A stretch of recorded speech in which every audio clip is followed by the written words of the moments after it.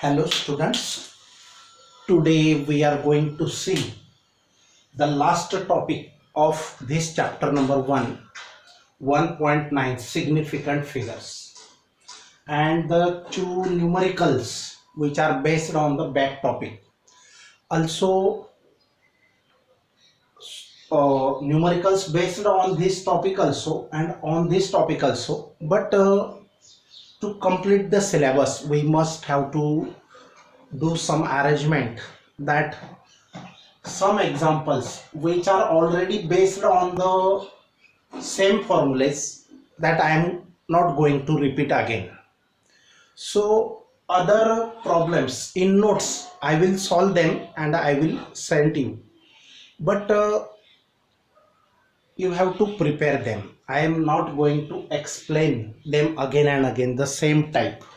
Okay, so here the question is very simple. Question number 3, sub question number 6. In a workshop, a worker measures the length of a steel plate.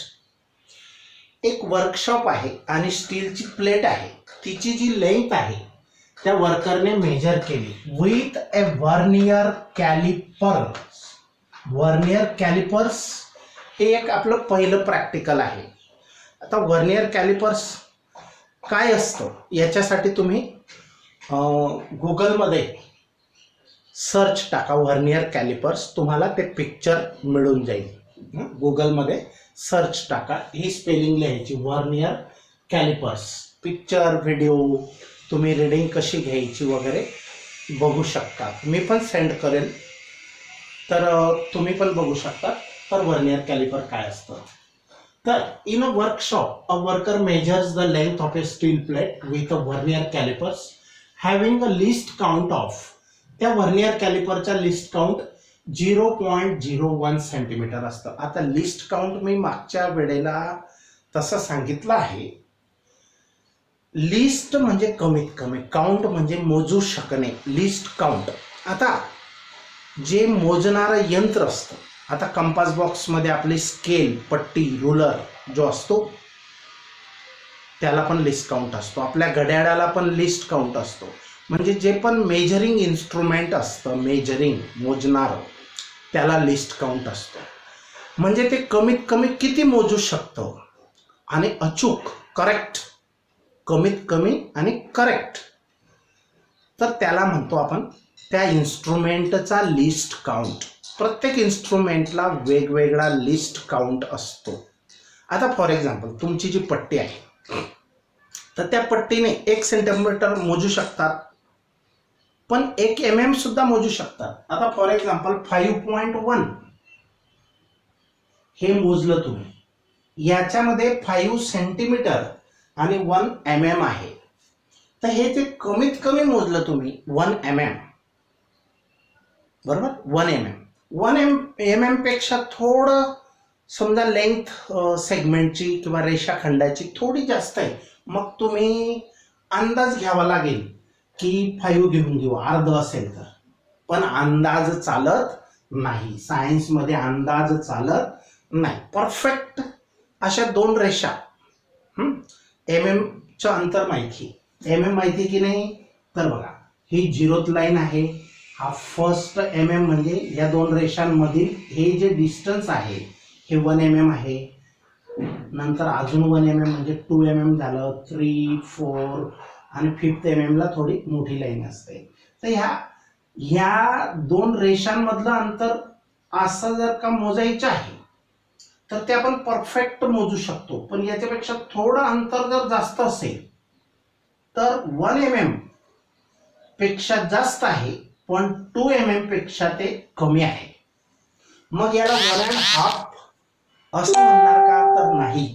हे की 2 रेषाच नाही, म्हणजे यांच्यामधलं अंतर आपण guess करूच शकत नाही, अंदाज चालत नाही. आणि म्हणून परफेक्ट 2 लाईन्स पेक्षा जर कमी अंतर मोजायला गेले तर तुम्ही चुकणार किंवा मिस्टेक होणार. म्हणजे 1 mm पेक्षा अजून लहान अंतर मोजायला गेले तर तुम्हाला अंदाज करावा लागेल, योग्य ते मोजू शकणार नाही. म्हणून लिस्ट काउंट हा आपल्या स्केलचा 1 mm असतो. तसा व्हर्नियर कॅलिपरचा लिस्ट काउंट 0.01 सेंटीमीटर आहे. याचा अर्थ 0.01 सेंटीमीटर म्हणजे 1 सेंटीमीटरचे 100 पार्ट करा. किती? 100. 1 सेंटीमीटरचे 100 पार्ट करा. याचा अर्थ 1 सेंटीमीटर मध्ये किती mm असतात? 10 mm असतात. Okay, 10 mm. तर 10 mm चे 100 पार्ट्स करा. बरोबर? म्हणजे ईच mm मध्ये किती येणार आहेत? 10 mm मध्ये 100 पार्ट करणार आहेत. तर प्रत्येक mm ला किती पार्ट येणार आहेत? 10. कारण 10 10 च्या 100. एका mm मध्ये 10 पार्ट, दुसऱ्या mm मध्ये 10, असे 10 mm मध्ये 100 पार्ट्स करा. आता 1 mm मध्ये 10 पार्ट्स म्हणजे एकदम छोटंसं अंतर असेल आणि ते सुद्धा हा व्हर्नियर कॅलिपर मोजू शकतो. म्हणून त्याचा लिस्ट काउंट 0.01 सेंटीमीटर आहे. याचाच अर्थ 0.01 सेंटीमीटर आहे. समजलं? याचा अर्थ हे म्हणजेच हे 10 mm. 1 centimetre means 10 mm. मग एव्हरी mm ला किती डिव्हिजन टाकावे लागतील तुम्हाला? किती तुकडे पाडावे लागतील? 1 mm चे एव्हरी mm ला 10 तुकडे पाडावे लागतील. मग दर 1 mm ला 10, दुसऱ्या mm ला 10, 5व्या mm ला 10, 9व्याला 10, 10व्याला 10, असे 10 वेळेला प्रत्येकामध्ये 10 10 10 10 100. मग 100 तुकडे होतील आणि त्याच्यातला एक तुकडा हे अंतर. हे सांगितलेलं समजलं का? तर बघा परत एकदा सांगतो. आता ही 0th लाईन आहे. मग 1 mm झाला, हा दुसरा mm, हा तिसरा, चौथा, हा 5वा mm, 6 7 8 9 आणि 10 आणि इथं असतो 1 सेंटीमीटर. या 1 सेंटीमीटरचे किती तुकडे पाडायचे? 100. 100 तुकडे पाडायचे म्हणजे 1 mm मध्ये 10, 1 2 3 असे किती? 10. म्हणजे हे छोटे छोटे अंतर जे आहे ते म्हणजे 0.01 सेंटीमीटर होय. एकामध्ये 10, याच्यामध्ये 10, या प्रत्येकामध्ये 10 केले तर 100 बरोबर होतील. 100 तुकडे सारखे तुकडे पाडायचे, सारख्या अंतराने तुकडे करायचे. आणि डिव्हिजन म्हणजे तुकडं. तर त्याच्यातलं एक तुकडं म्हणजे 0.01 आणि ते सुद्धा करेक्ट मोजलं जाऊ शकतं व्हर्नियर कॅलिपरने. तर व्हिडिओ क्लिप मी पाठवतोच किंवा तुम्ही गुगल सर्चमध्ये व्हर्नियर कॅलिपर्स हे स्पेलिंग टाकायचं आणि त्याचं पिक्चर बघायचं किंवा मेजरमेंट व्हिडिओज वगैरे बघू शकतात. बघून टाका. Very important it is. तुमच्यासाठी एक प्रॅक्टिकल आहे ते.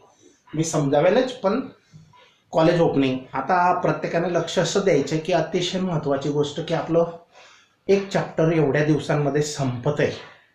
तर आपले कमीत कमी 2 ते 3 चॅप्टर ह्या पिरियडपर्यंत होऊन जाणे गरजेचे आहे. कारण युनिट टेस्ट आपल्याला घ्यावी लागणार आहेत.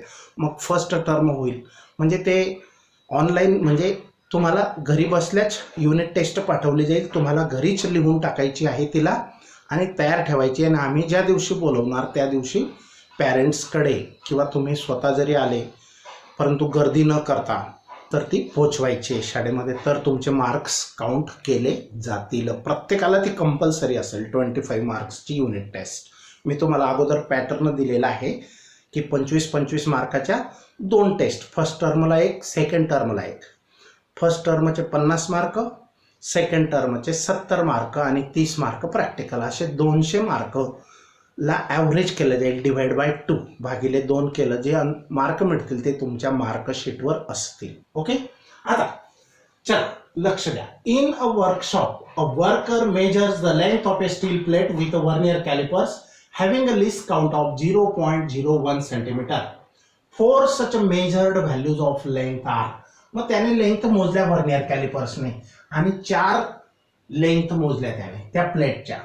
एकदा मोजलं 3.11 सेंटीमीटर आलं, दुसऱ्यांदा मोजलं 3.13 सेंटीमीटर आलं, तिसऱ्यांदा आलं 3.14 सेंटीमीटर, चौथ्यांदा आलं 3.14 सेंटीमीटर. म्हणजे दोनदा सारखंच रिडिंग आलं आणि या दोनदा तो थोडीफार कमी अथवा जास्त मोजलेला आहे. Find the mean length. Mean length म्हणजे काय, सरासरी लेंथ किती, ही मीन लेंथ आपण काढणार आहे. बरोबर. त्याच्यानंतर दुसरी गोष्ट आहे the mean absolute error. Mean absolute error हा आपण काढणार आहे. त्याच्यानंतर द पर्सेंटेज एरर आणि पर्सेंटेज एरर पण काढणार आहे. आता किती सोपं आहे बघा. हे चार मेजरमेंट जे आहेत A1, A2, A3, A4 यांना म्हणायचं. A1 म्हणजे पहिली म्हणजे 3.11, दुसरी 3.13, तिसरी 3.14, फोर्थ आहे 3.14 सेंटीमीटर. ओके. लिस्ट काउंट इतका दिलेला आहे. म्हणजे लिस्ट काउंटचा अर्थ असा होतो की पॉइंट नंतर 2 डिजिट्स, 2 डिजिट्स, 2 घरं, पॉइंट नंतर 2 घरं ते यंत्र मोजू शकत आहे. म्हणून तुमच्या रीडिंग मध्ये पॉइंट नंतर 2 डिजिट्स असणे गरजेचे आहे, तरच तुम्ही त्याच्याने मोजलं असा त्याचा अर्थ होतो. जर तुम्ही 1 डिजिट नाही दिलं, समजा हे तिसरं डिजिट नाही दिलं, आता तुम्ही स्केलने समजा एक स्केल दिली, हा रेषाखंड दिला तुम्हाला, सेगमेंट दिला, हा सेगमेंट लाईन सेगमेंट दिला आणि स्केल दिली आणि मेजर द लेंथ. मग तुम्ही याची लेंथ मोजली 5.1 सेंटीमीटर. आता तो थोडासा अर्धा mm जास्त आहे, मग तुम्ही 5 असं लिहिणार का? म्हणजे हे डिजिट तुम्ही तुमच्या स्केलने मोजू शकतात का? तुम्हाला ते खटकेल, असं वाटेल की अरे अजून तर शिकवलंच नाही, कसं मोजणार आम्ही. पण हे दुसरं डिजिट सुद्धा तेवढंच महत्वाचं आहे आणि ते बघणार आहेत आपण सिग्निफिकंट फिगर्स मध्ये, म्हणजे महत्वाचे घर, हा इम्पॉर्टंट डिजिट्स. तर हे डिजिट जितकं तुमचं हे जास्त असतील तितकं तुमचं करेक्टनेस वाढतंय, करेक्शन ॲक्युरसी वाढते तुमच्या रीडिंग घेण्याची, मेजरमेंटची. तर मग A3 आहे 3.14, A4 आहे 3.14 सेंटीमीटर. लिस्ट काउंट इतका आहे. मीन लेंथ कशी काढायची, हा फॉर्म्युला आहे. A mean is equal to या सगळ्यांची बेरीज, हा बेरीज म्हणजे सम करायची, ॲडिशन करायची, अपॉन किती नंबर्स येते 1 2 3 4, 4 ने डिवाइड करायचं. माहिती ना, मीन म्हणजे काय, ॲव्हरेज. मग या तिघांची सम केली, अपॉन 4 केला, सम SVM सम माहिती ना. तर अपॉन जे आन्सर आलं यांची सम डिवाइड बाय 4 करून जे आन्सर आलं ते 3.13 सेंटीमीटर आलं. ही मीन लेंथ आहे, म्हणजे सरासरी लांबी. एकच प्लेटची 4 वेळेला मोजली, 4 वेळेला वेगळी आली आणि मग सरासरी लांबी तिची किती असावी, 3.13 सेंटीमीटर असावी त्या प्लेटची लेंथ. बरोबर. आता मीन ॲब्सोल्यूट एरर, एरर म्हणजे चुका किती झाल्या बघा. डेल्टा AN कसं काढतात, magnitude of A mean minus AN. मग A मीन प्रत्येक वेळेला हा मीन आहे, डेल्टा A मीन, हा A मीन म्हणजे सरासरी 3.13, 3.13, 3.13, 3.13, 3.13 मधून प्रत्येक रीडिंग मायनस करा. 3.11 दुसरी आहे, 3.13, एक मिनिट हा, 3.11 दुसरी आहे, 3.13 पाहिजे इथं, हा माझ्याकडनं मिस्टेक झाली, ते रिपीट केलं गेलं. 3.13 मायनस 3.13 0.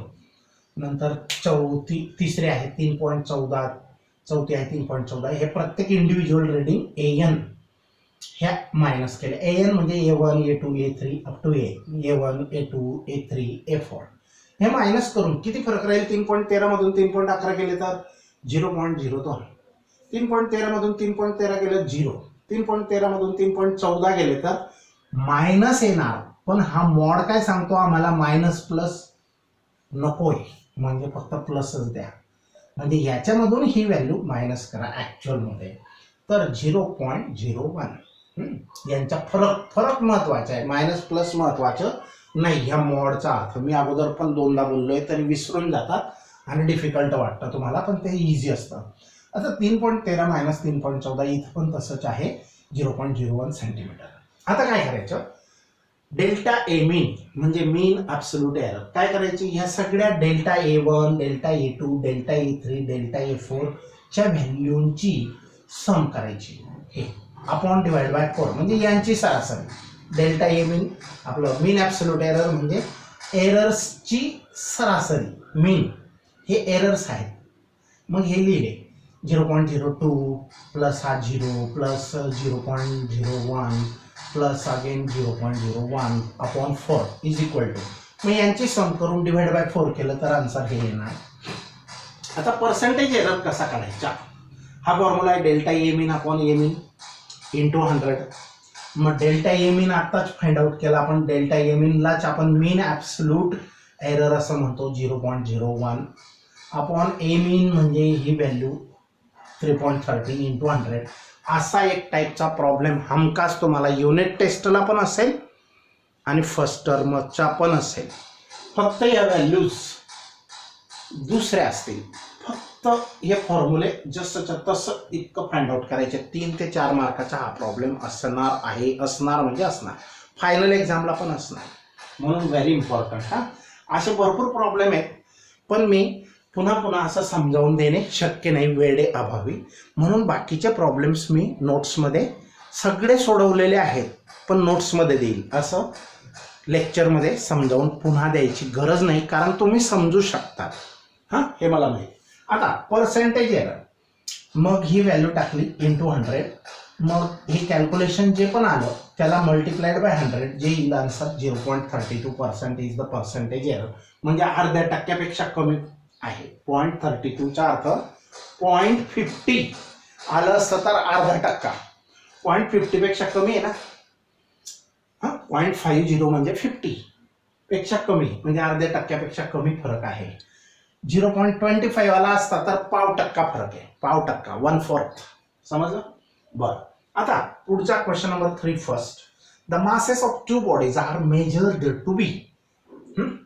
दोन बॉडीजचे मासेस मोजले. एका बॉडीचं मास मोजलं, ती खरी होती 15.7 किलोची, पण त्याच्यात प्लस मायनस 0.2 kg म्हणजे 0.2 मिलीग्रॅम्सचा कुठेतरी फरक आहे, ग्रॅम्स वगैरेच्या. आणि याच्यात पण 27.3 kgची होती, आणि त्याच्यात एवढा फरक आहे. तर what is the total mass of the two and the error in it.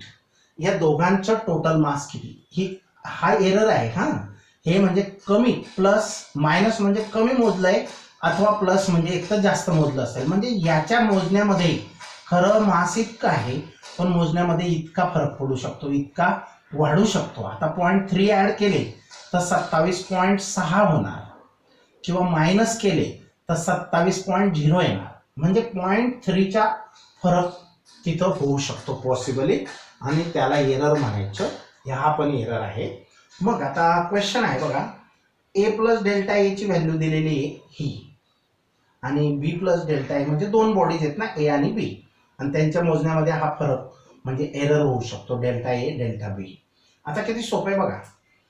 पहिली गोष्ट त्यांनी विचारलेली आहे, what is the total mass of the two. दोघांचं मास किती, ए प्लस बी. झेड म्हणजे टोटल मास. मग ए ची व्हॅल्यू किती, 15.7. बी ची व्हॅल्यू किती, 27.3. यांची टोटल 43 किलोची ती बॉडी असावी. त्या दोघं बॉडींचं टोटल मास हे 43 किलो आहे.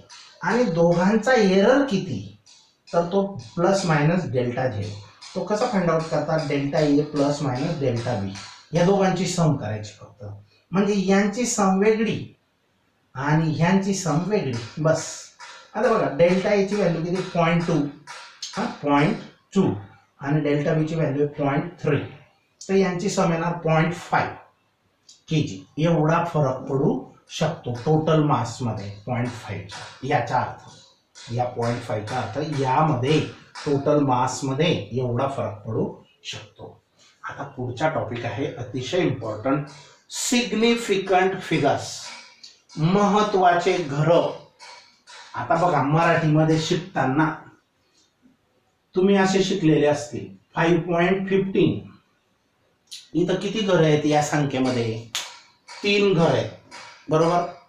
घरं म्हणतात, इंग्लिशमध्ये त्याला डिजिट्स म्हणतात. इथं 3 डिजिट नंबर आहे, 4 डिजिट, 5 डिजिट, 10 डिजिट नंबर.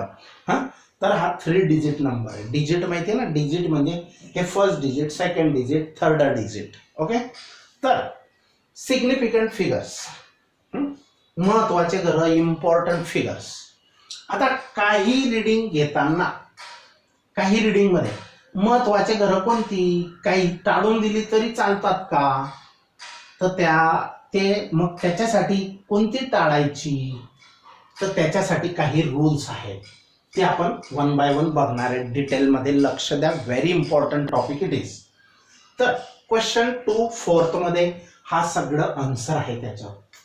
तर याला हे डेफिनेशन आहे, ही किंवा त्याला ऑर आहे, तुम्हाला जी जमली ती एकच लिहायची एक्झाम मध्ये. आणि हे रूल्स आहेत, 4 रूल्स आहेत. हा मोठा क्वेश्चन आहे 4 मार्क्सचा. आता बघा, describe what is meant by significant figures. Describe म्हणजे सांगा अर्थ की सिग्निफिकंट फिगर्स म्हणजे काय. आणि स्टेट म्हणजे सांगा the rules for determining significant figures. Significant फिगर्सला डिटरमाइन करणे म्हणजे फाइंड आउट करणे की किती डिजिट्स आहेत. आता सिग्निफिकंट फिगर्स, आता बघा याच्या अगोदर मी 0 0 0 किती पण लिहिले, या झिरोना काय अर्थ आहे का, बिगर अर्थाचे. पण जे अर्थवाले त्यांनाच म्हणायचं सिग्निफिकंट फिगर्स. आता इकडे जर मी 0 लिहिला तर याला काहीतरी अर्थ आहे. आता बघा, एखाद्या स्टुडंटने एक सेगमेंट आहे त्याची लेंथ मोजली आणि लिहिली 5.1, बरोबर. दुसऱ्याने मोजली 5.15, पण पहिल्याला पट्टी दिली होती, स्केल रोलर दिला होता, आणि दुसऱ्याला वर्नियर कॅलिपर दिला होता, दुसऱ्याने इतकी मोजली. मग चुकीची कोणती, तर याची चूक नाहीये, त्याचं इन्स्ट्रुमेंटच कमजोर आहे. म्हणजे हे पण महत्वाचं घर आहे, हे पण सिग्निफिकंट फिगर आहे. आणि म्हणून जितकं अजून तुम्ही मायक्रोमीटर स्क्रू गेज वापरला आणि तिसऱ्या स्टुडंटला शिकून दिलं कसं मोजायचं आणि त्याने मोजलं, तर ते 5.152 मोजलं. म्हणजे अजून तो जास्त अचूकतेकडे, म्हणजे वर्नियर कॅलिपर पेक्षा अजून सुपेरियर आहे मायक्रोमीटर स्क्रू गेज. त्याचा लिस्ट काउंट अजून 0.001 सेंटीमीटर इतका आहे. म्हणजे 1 सेंटीमीटरच्या 1000th प्लेस ते मेजर करू शकते. 1000th प्लेस, 1 सेंटीमीटरचे 1000 तुकडे पडा आणि त्याच्यातला एक तुकड्या एवढं अंतर सुद्धा ते मोजू शकतो, असा याचा अर्थ आहे. म्हणजे जितकं तुम्ही जास्तीत जास्त हे सिग्निफिकंट फिगर्स घेणार तितकं ॲक्युरेसी वाढत जाते. समजलं याचा अर्थ? Very simple. तर बघा, सिग्निफिकंट फिगर्स म्हणजे काय, महत्वाचे घर, important digits, number of digits. तर significant figures in the measured value, ही मेजर्ड व्हॅल्यू मोजलेली व्हॅल्यू आहे. हा, significant figures in the measured value, मोजलेल्या व्हॅल्यू मध्ये सिग्निफिकंट फिगर्स म्हणजे महत्वाची घरे ऑफ ए फिजिकल क्वांटिटी. ती क्वांटिटी कोणती पण असो, लेंथ असो, मास असो, टाइम असो, टेम्परेचर असो, करंट असो, काही पण असो, in of a physical quantity is the sum of reliable digits. Reliable म्हणजे योग्यते, डिजिट्सची सम. आता इथं सिग्निफिकंट फिगर्स किती आहेत, 4, इथं किती आहेत, 3, इथं किती आहेत, 2. मग जितकी सिग्निफिकंट फिगर जास्त तितकी अचूकता, ॲक्युरसी जास्त आहे. तर significant figures in the measured value of a physical quantity is the sum of reliable digits. Sum म्हणजे 1 2 3 1 2 3 4 ही सम केली आपण. घरांची बेरीज, बेरीज म्हणजे 5+1 +5 +2 असं नाही, बरोबर. टोटल मोजले घर किती, 1 2 3 4, 4 डिजिट नंबर आहे. मग याला म्हणतो आपण सम ऑफ रिलायबल डिजिट्स. नाही तर तुम्ही यांची सम समजणार, 5 + 5 + 1 + 5 + 2 नाही असं समजू नका. नाही तर असं पण मिनिंग काढू शकता. तर is the sum of reliable digits and the first uncertain digit. आता sum of reliable digit, reliable म्हणजे काय, योग्य ते. आता तुम्हाला हे माहिती नाही, वर्नियर कॅलिपर माहिती नाही, आणि मायक्रोमीटर स्क्रू गेज माहिती नाही, तुम्हाला फक्त स्केलच माहिती आहे. म्हणून तुम्हाला हे दुसरं डिजिट नंतर तिसरं डिजिट काय वाटतं, खटकतंय, त्याच्यावर विश्वास बसत नाही. आणि ज्याच्यावर विश्वास बसत नाही ते अनसर्टन असतं. अनसर्टन म्हणजे अनिश्चित. आता बघा याच्यामध्ये ह्या 3 विद्यार्थ्यांनी मोजलेली ही लेंथ आहे, बरोबर. तुम्हाला या स्टुडंटची 100% विश्वास आहे का त्याने बरोबर मोजलेला आहे? तर मग नाही विश्वास, तर त्याने चुकीचं कुठं मोजण्याची शक्यता जास्त आहे? तर 5 सेंटीमीटर तर पक्के आहेत, म्हणजे तो इथं चूक करू शकत नाही. मग कुठं करू शकतो? हे 1 ऐवजी कदाचित 5.2 पण असेल, म्हणजे इथं ह्या डिजिटला त्याची मिस्टेक होण्याची शक्यता. ज्या डिजिटला त्याची मिस्टेक होण्याची शक्यता त्याला अनसर्टन, फर्स्ट अनसर्टन डिजिट म्हणतात. आता हे फर्स्ट अनसर्टन डिजिट आहे.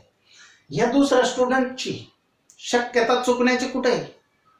हे सेकंड अनसर्टन डिजिट. म्हणजे इतकं त्याने बरोबर मोजलंय, चुकी होऊ शकते. तर 5 ऐवजी 6 पण असेल, 5च्या जागेवर 4 पण असेल, 6 पण असेल. म्हणजे इथं कमी जास्त चुकण्याची शक्यता जिथं जास्त आहे, अनिश्चितता तिथं जास्त आहे, त्याला अनसर्टन डिजिट म्हणायचं. आता या थर्ड स्टुडंटने त्याची चुकी होण्याची शक्यता, पॉसिबिलिटी मिस्टेक होण्याची कुठे आहे? ह्या डिजिटला मिस्टेक तो करू शकतो, ह्या पहिल्या 3 डिजिटमध्ये करू शकत नाही. मग ह्या पहिल्या 3ला रिलायबल डिजिट्स आणि ह्या शेवटच्या डिजिटला अनसर्टन डिजिट्स असे म्हणतात. इथं रिलायबल डिजिट्स 2, अनसर्टन डिजिट हे. इथं रिलायबल डिजिट 1 आणि अनसर्टन डिजिट म्हणजे शेवटचं. आता शेवटचं डिजिट हे जनरली अनसर्टन असतं आणि त्याच्या अगोदरचे जे असतील ते रिलायबल डिजिट्स असतात, ते पक्के असतात. त्यांच्यामध्ये फेरफार जर केला तर फारच चुकीचं मोजलं याचा अर्थ. आणि शेवटच्या डिजिटला थोडाफार फरक केला तर फार काही चुकलं नाही असा याचा अर्थ आहे. समजलं? मग ह्या सगळ्यांना म्हणायचं कोणते? रिलायबल आणि अनसर्टन, फर्स्ट अनसर्टन, यांचे टोटल मारायचे, किती डिजिट झाले, त्याला म्हणायचं significant figures. Very simple way I have sed. Okay, significant figures in the measured value of a physical quantity is the sum of reliable digits and the first uncertain digit. First uncertain म्हणजे जिथं चुकी होण्याची त्याची शक्यता आहे, हे last digits प्रत्येकाचे. आता ह्या पट्टीवाल्याने, या व्हर्नियर कॅलिपरने आणि मायक्रोमीटर स्क्रू गेज वाल्याने त्यांनी मोजलं, पण पट्टीवाल्याची चूक होण्याची शक्यता कुठे आहे? या डिजिटला. 0.1 त्याचा चुकीचा असू शकतो, त्याची रिडिंग 5.2 पण असू शकण्याची शक्यता आहे. याची मिस्टेक होण्याची शक्यता इथे आहे, याची इथे आहे. म्हणून त्यांना अनसर्टन डिजिट्स म्हणतात. आणि पहिलं अनसर्टन आणि त्याच्या अगोदरचे सगळे रिलायबल. एकूण घरांची संख्या, डिजिट्सची संख्या, number of digits, that is significant figures. अजून दुसऱ्या भाषेत ते पण समजावून देतो, हे तर समजलंच असावं. आता बघा, the number of digits in a measurement about which we are certain म्हणजे आपल्याला गॅरंटी आहे, खात्री आहे. तर number of digits in the measurement about which we are certain, आपल्याला खात्री की हे सर्टन आहे. पण याच्यामध्ये काही सांगता येत नाही, इथं चुकी होऊ शकते, बरोबर. तर the number of digits in the measurement of in the measurement about which we are certain, असे डिजिट्स की जे आपल्याला खात्रीचे आहे, सर्टन म्हणजे गॅरंटीचे आहे, plus 1 additional digit, plus 1 additional, हे खात्रीचे घर आहेत, बरोबर. या ठिकाणी हे खात्रीचे घर आहे, अंडरलाईन केलेलं, हे खात्रीचे घरे आहेत, डिजिट्स आहेत. मग प्लस आणि अजून एक, हे यांना रिलायबल डिजिट्स म्हणू शकतो आपण, रिलायबल डिजिट्स. आता plus 1 additional digit the first one about which we are not certain. the first one असं त्याच्यानंतर अजून ॲडिशनल की ज्याच्याबद्दल आपण सर्टन नाही, म्हणजे आपल्याकडे खात्री त्याची पटत नाही की चुकलं पण असू शकते. मग ते जे आहे याला अनसर्टन म्हणायचं. अनसर्टन. मग अनसर्टन, एक अनसर्टन आणि जे अगोदरचे जे असतील सर्टन रिलायबल, ते हे टोटल मिळून जितके नंबर ऑफ डिजिट्स होतील तितकं त्याला सिग्निफिकंट फिगर्स म्हणायचं. म्हणजे दिलेल्या रीडिंग मध्ये, ही दिलेली रीडिंग आहे, याच्यात सिग्निफिकंट फिगर 4 आहेत, याच्यात 3 आहेत, याच्यात 2 आहेत, बरोबर. तर which are certain plus one additional digit, the first one about which we are not certain is known as significant figures or significant digits. Figures म्हणजे आकडे आणि डिजिट्स म्हणजे घरं. आकडे म्हणजेच घरं. आता larger the number of significant figures obtained in the measurement, greater is the accuracy of the measurement. जितके सिग्निफिकंट फिगर जास्त असतील, आता ह्या 3 लोकांनी मोजलं, हा सेगमेंट होता, एकच सेगमेंट 3 लोकांनी वेगवेगळं मोजलं, पण त्यांच्याकडे इन्स्ट्रुमेंट वेगवेगळं दिलं होतं. मग सगळ्यात जास्त ॲक्युरसी कोणाची आहे या तिघांपैकी? तर ह्याची जास्त आहे. कारण आता बघा, याने 5.1 पर्यंत सांगितलं की याची 5.1च लेंथ आहे, पण हा काय सांगतोय 5.15, म्हणजे 5 सेंटीमीटर 1 mm आणि अर्धा mm. 5 ह्या 5चा अर्थ काय होतो? अर्धा mm सुद्धा त्याने मोजण्याचा प्रयत्न केला याने, आणि याने तर अर्ध्यापेक्षा अजून थोडस जास्त ते पण मोजण्याचा प्रयत्न केलेला आहे. म्हणून याची ॲक्युरसी जास्त आहे. ह्याची ॲक्युरसी ह्याच्यापेक्षा जास्त आहे, ह्याची ॲक्युरसी ह्याच्यापेक्षा जास्त आहे. समजलं? Large number of significant figure, जितके सिग्निफिकंट फिगर जास्त तर तितके accuracy, greater is the accuracy. Large is the number of significant figures, greater is the accuracy in the measurement. Okay, large the number of significant figures obtained in a measurement, greater is the accuracy in that measurement. आता point number 3 बघा. If one uses the instrument of smaller least count, the number of significant figures increases. काय सांगितलं? जो व्यक्ती instrument असं वापरेल की ज्याचा लहानात लहान लिस्ट काउंट असेल त्याचे सिग्निफिकंट फिगर जास्त असतात. आता बघा, या इन्स्ट्रुमेंटचा ही पट्टी, हे वर्नियर कॅलिपर आहे आणि हे मायक्रोमीटर स्क्रू गेज आहे.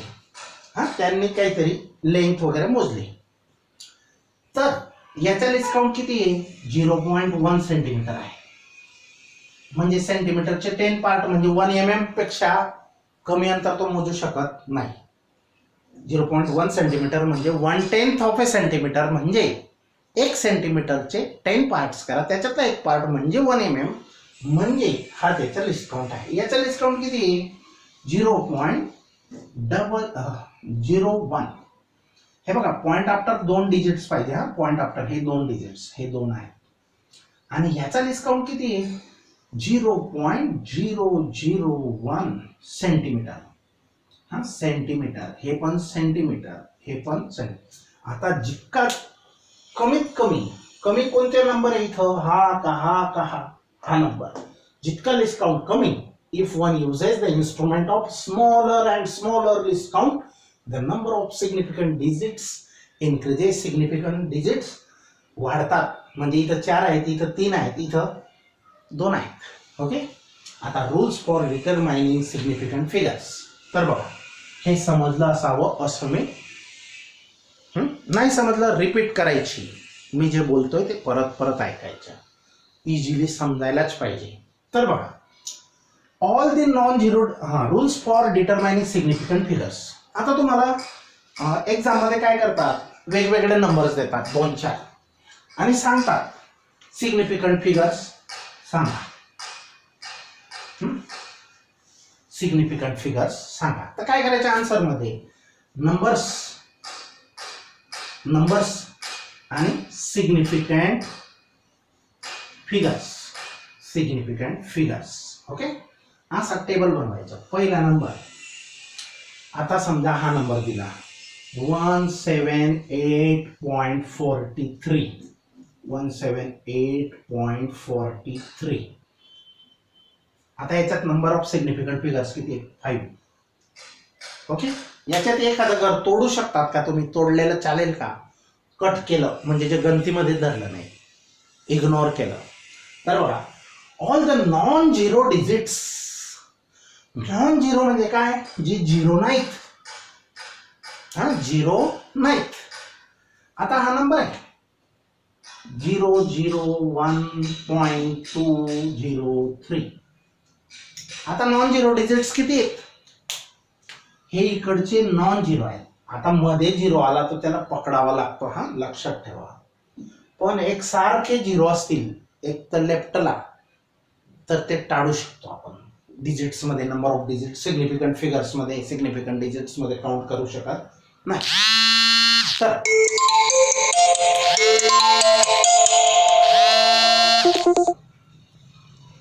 तर बघा, all the non zero digit, non zero म्हणजे झिरो नाहीत, हा, आर सिग्निफिकंट फिगर्स. जे नॉन झिरो असतील ते सगळे महत्वाचे असतात. For example, if the volume of the object is, या ऑब्जेक्टचं व्हॉल्यूम हे आहे, एक ऑब्जेक्ट आहे त्याचे व्हॉल्यूम इतकं आहे सेंटीमीटर क्यूब मध्ये.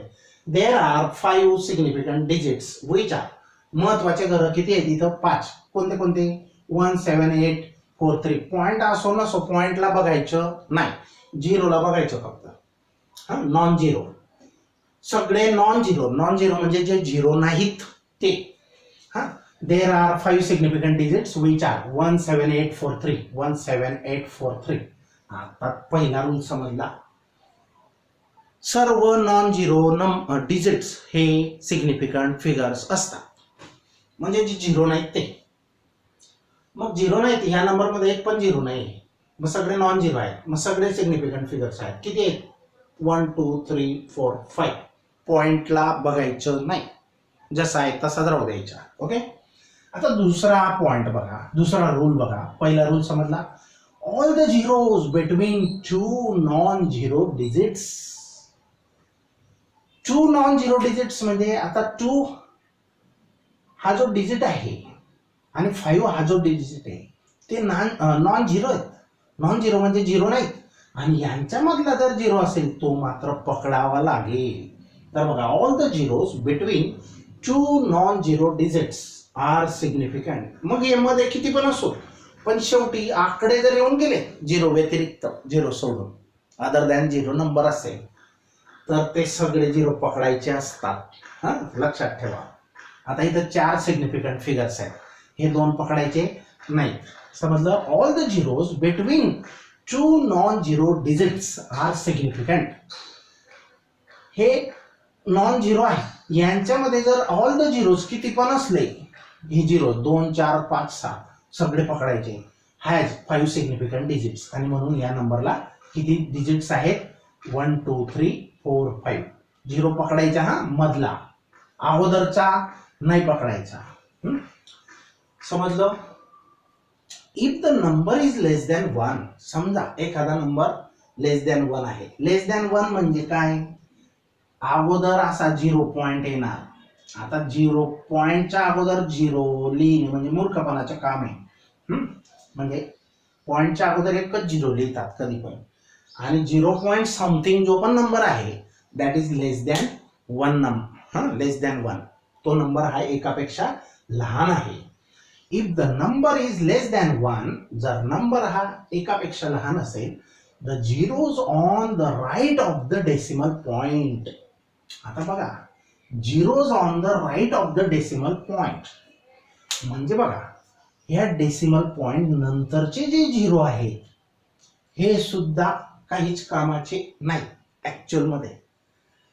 हे महत्वाचे आहेत रीडिंग मध्ये, पण बघा आता काय म्हणतायत, हे सिग्निफिकंट मानले जात नाही. If the number is less than 1 म्हणजे समजा हा एक नंबर आहे, कोणती तरी रीडिंग आहे, हा लेस दॅन 1 आहे, बरोबर. The zeros on the right of the decimal point, हा डेसिमल पॉइंटच्या राईटला जे झिरोज असतील, and to the left of the first non zero digit, आणि फर्स्ट नॉन झिरोच्या लेफ्टला म्हणजे अगोदर असतील, आर नॉट सिग्निफिकंट, ते महत्वाचे घर नाहीत. समजला का? डेसिमल पॉइंटच्या राईटला किंवा नॉन झिरो नंबरच्या लेफ्टला सगळे झिरो लगातार जर असतील तर ते कामाचे नाहीत. कामाचे आहेत पण ते सिग्निफिकंट फिगर्स म्हटले जात नाहीत. हे कामाचे आहेत. नाही तर असं नका समजू की प्रत्येक ठिकाणी तोच रूल, फक्त सिग्निफिकंट फिगर्स पुरते. आता the underlined zeros are not significant, हे अंडरलाइन झिरोज आहेत, अंडरलाइन केलेले ते सिग्निफिकंट नाहीत. Thus this given number has, किती सिग्निफिकंट फिगर्स असतील मग या संख्येमध्ये, या नंबरमध्ये? तर 4. किती? 4. 4 सिग्निफिकंट डिजिट. समजलं का? सगळे लगातार अगोदरचे झिरो असतील, मधला पकडायचा. नॉन झिरो नंबरच्या मध्ये आला तर तो पकडायचा, पण लगातार एक सारखे 0 0 0 दिसतील ते पकडायचे नाही. सोपी भाषा. आता फोर्थ पॉइंट बघा, शेवटचा पॉइंट आहे. The zeros on the right hand side of the last non zero number. लक्ष द्या, शेवटचा पॉइंट आहे. The zeros on the right hand side of the, right hand साइडचे हे झिरोज बघा, इथं 1 2 5.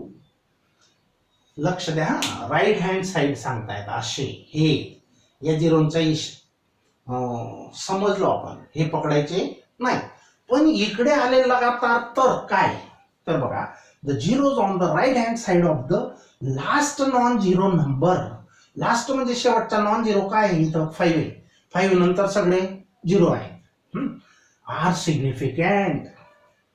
लक्ष द्या, काय सांगितलंय? हे मात्र सिग्निफिकंट आहेत. The zeros on the right hand side of the last non-zero number are significant, but for this the number must be written with a decimal point. पण त्याच्यासाठी तो नंबर डेसिमल पॉइंट वाला असला पाहिजे. म्हणजे हा असा लिहिला तर हे महत्वाचे आहे, हे पण महत्वाचे आहे. आता इथं किती महत्वाचे घर आहे? सिग्निफिकंट फिगर याचे 4 आहे. इकडचे पकडतात, इकडचे पकडत नाही. बोथ हॅव 4 सिग्निफिकंट फिगर्स इच. याला पण 4च सिग्निफिकंट फिगर्स आहेत. 1 2 3 4. हे पकडायचे, हे पकडायचे नाही. याला 1 2 3 4. समजलं? आता ऑन द कॉन्ट्रारी, याच्या उलट अर्थ,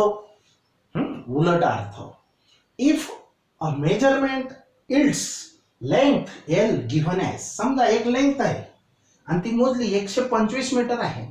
तिला सेंटीमीटर मध्ये केलं तर 125 वर 2 शून्य, 100 ने मल्टिप्लाय करा, इतके सेंटीमीटर, 12,500 सेंटीमीटर. म्हणजेच 125,000 mm. तर it has only 3 significant figures. Reading एकच आहे पण हिला मात्र फक्त 3 सिग्निफिकंट फिगर्स आहेत. कॉन्ट्रारी लक्षात ठेवा, एकच लेंथच आहे, फक्त ती वेगवेगळ्या युनिट्स मध्ये मोजलेली आहे. पण आपल्याला एसआय युनिट मधली मेन आहे कोणती? एसआय युनिट, ती पकडायची. It has only 3 significant figures. समजलं?